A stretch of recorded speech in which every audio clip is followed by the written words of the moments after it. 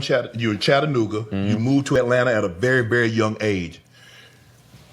And you said your mom, I read where you said your mom like kind of quit what she was doing to devote all of her attention to you. And you said your mom was like kind of hard on you and making sure that's what you wanted. Where does your stance? Because we see Richard, Venus and Serena. Richard Williams was very hard on them. We see Tiger's story. His dad was hard on him. And then I see Dwight Howard trying to push his son and he gets blowback. So where's Usher? If your kids, how are you going to be with your son? You say you got a son that's playing basketball now. How's Usher, the parent, given where he came from, knowing what he knows, how's he going to be? Man, I deal with the same, issues that any parent deals with. Kids who are influenced by, the things that they see, the things that they get into. But the one thing that I do is care for my kids, right? I view disciplinary, kind of measures as something that is preparing your kids, especially black kids, for, the reality of the world that they're living in. I hold you to a higher standard. I personally hold you to a higher standard because I know what work it takes to be great.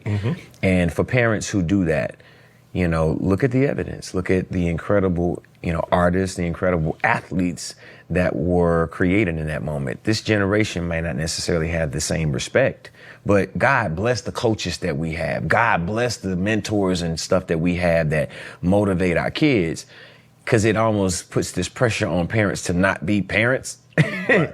Nah, it's a hard dynamic, especially if you come from an industry where you know what it takes to not naturally kick into that mode and say, yo, if you want to do something, you want to play basketball, you got to run at a certain rate. I'm going to push you. If you really want to do this, you got to show me. You're going to show up on time. You ain't on time, give me push-ups right now.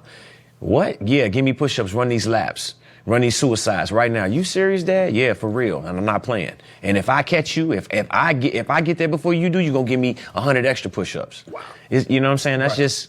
That's just the nature of the animal that is inside of who we are as I don't know, man, as entertainers, as athletes. So I don't look at any of that kind of disciplinary kind of measure as a bad. I do think it's equally important to talk to your kids. Okay.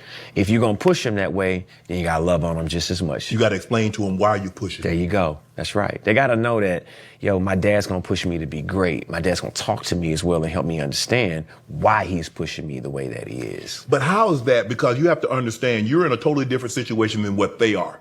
Your mom didn't have it like your kid's dad has it. Right. So they're looking because you like, man, I got to get my mom out of this situation. I want to have. Well, your kids come home, they got a 6-car garage, they got 25,000 square feet, they got nanny, they got maid, they got chef, they got all of that. Yeah.